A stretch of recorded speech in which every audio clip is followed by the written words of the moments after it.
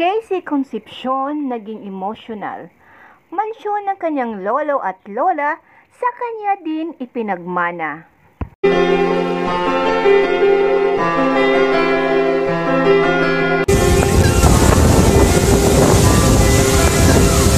Napakaswerteng apo, ito ang siyang nasasabi ng karamihan sa netizens ngayon sa dating actress na si Casey Concepcion, dahil matapos ng pagputok ng balitang umano'y bilyones na minana nito, ay ito at may nadagdag pa umano sa listahan ng mamanahin niya, at ito ay ang mansyon ng kanyang lolo at lola.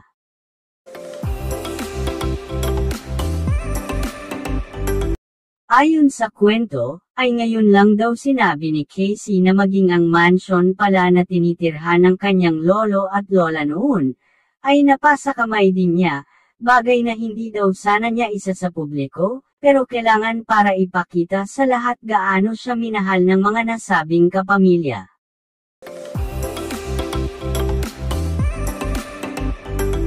May mga nagsasabing kung totoo mang pag-aari na rin ni Casey ang mansyon ng kanyang lolo at lola, ay sana pangalagaan niya daw ito hanggang sa pagtanda din niya, at huwag niyang ibebenta lang.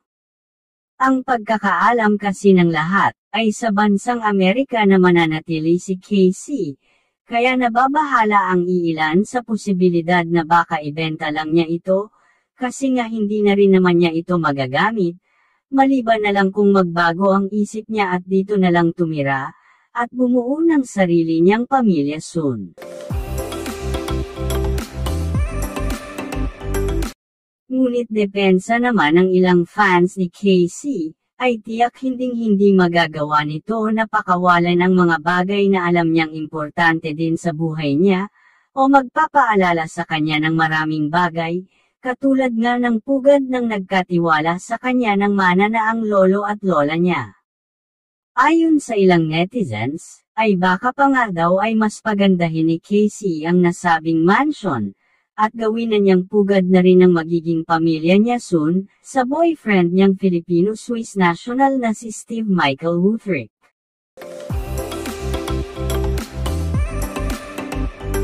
Aniya naman ng ilang netizens pagdating kay Sharon, ay malamang isa din ito sa mga ikinagalit niya sa anak na si Casey, kasi nga halos pinakyo nito ang lahat ng pag-aari ng magulang niya, na malamang sa isip niya ay para dapat sa kanya. Sa ngayon ay wala pang kasiguruhan kung may katotohanan ng kwentong kumakalat na ito, pero malaki ang hinala ng ilan, na may kinalaman talaga dito ang pinag-aawayan nila Casey at Sharon. Kayo, anong masasabi niyo? Thank you for watching, and please don't forget to subscribe.